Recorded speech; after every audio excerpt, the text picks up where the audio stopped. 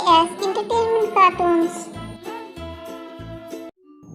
राजस्थान के एक गांव में एक बुरी औरत रहा करती थी, जिसके 2 जवान बेटे थे। बुरी अम्मा की तबीयत खराब थी, लेकिन वो फिर भी घर में बुनाई करके घर का खर्च चलाया करती थी। दोनों बेटे काम की तलाश में दूर दूर जाते, लेकिन उन्हें कोई काम नहीं मिलता। एक दिन बुरी अम्मा की तबीयत बहुत खराब हो गई और उन्होंने बिस्तर पकड़ लिया।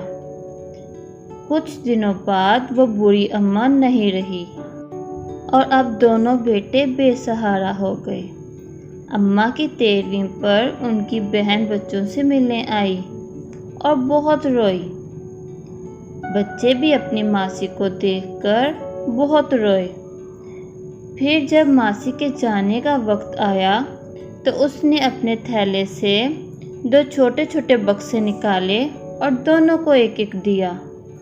ये बक्से मुझे तुम्हारी माँ ने दिए थे और ये भी कहा था कि ये मेरे मरने के बाद ही मैं तुम्हें दूँ। मासी, इन बक्सों में क्या है? वो तो नहीं पता मुझे। हाँ, लेकिन तुम्हारी माँ ने इतना ज़रूर कहा था कि अकेले में ना बक्से खोलना।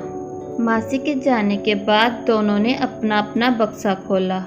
बक्से में एक चिट्ठी और एक मोती था। चिट्ठी में लिखा था, इन जादुई मोतियों को लो और पूरब की ओर जाओ। तुम्हें वहाँ तुम्हारी तकदीर मिलेगी। जहाँ ये मोती तुम्हारे हाथों से गिरे वो ज़मीन तुम्हारी है। मेहनत करो और अपनी ज़िंदगी सुखी बनाओ। तुम्हारी माँ। भैया, ये क्या है? पता नहीं, लेकिन माँ ने लिखा है तो हमें जरूर जाना चाहिए। दोनों भाई गांव छोड़ पूरब की तरफ निकल पड़े।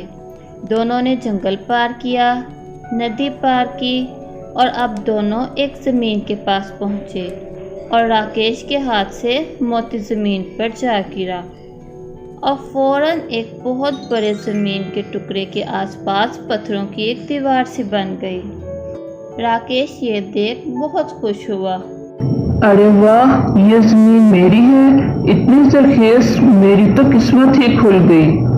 मुबारक हो भैया, आपको बहुत बहुत मुबारक हो। शुक्रिया छोटे, माँ ने तुम्हारे लिए भी कुछ अच्छा ही सोचा होगा।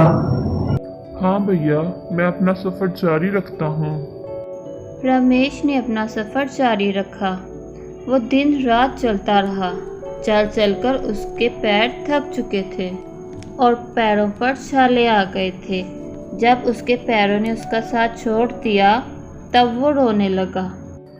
माँ, क्या तुमने मेरी तकदीर में यूं ही भूख और धूप लिखी है? भैया को तो उनकी जरखेज जमीन मिल गई।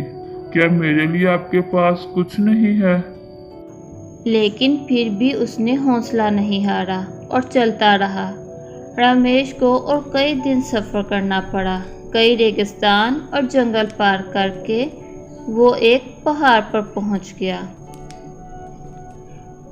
वो नहर पर पानी पीने के लिए झुका और तभी उसका मोती वहां गिर गया और फौरन पहाड़ के इर्द गिर्द पत्थरों की बड़ी सी दीवार बन गई।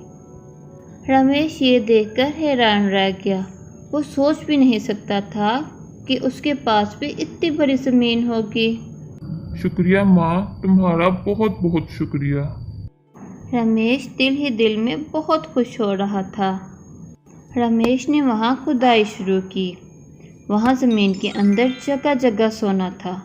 रमेश को अपनी आंखों पर यकीन ही नहीं हो रहा था। वो वहाँ से थोड़ा सा सोना लेकर गांव पहुँचा, जहाँ उसे उसका भाई मिला। भाई, तुम यहाँ? हाँ भैया, मैं वापस आ गया। रमेश ने राकेश को सब बताया कि कैसे उसको इतनी अच्छी ज़मीन और उसके अंदर से सोना मिला। अरे वाह छोटे, इसलिए कहते हैं देर आए दुरुस्त आए। तुम्हें अपनी जमीन काफी मुश्किलों के बाद मिली, लेकिन वो तुम्हारे लिए सोना साबित हुई। दोनों भाई बहुत खुश थे। वो वापस एक साथ रहने लगे। दोनों की ज़िंदगी सुखी हो गई। इसलिए कहते हैं, सब्र का फल हमेशा मीठा होता है।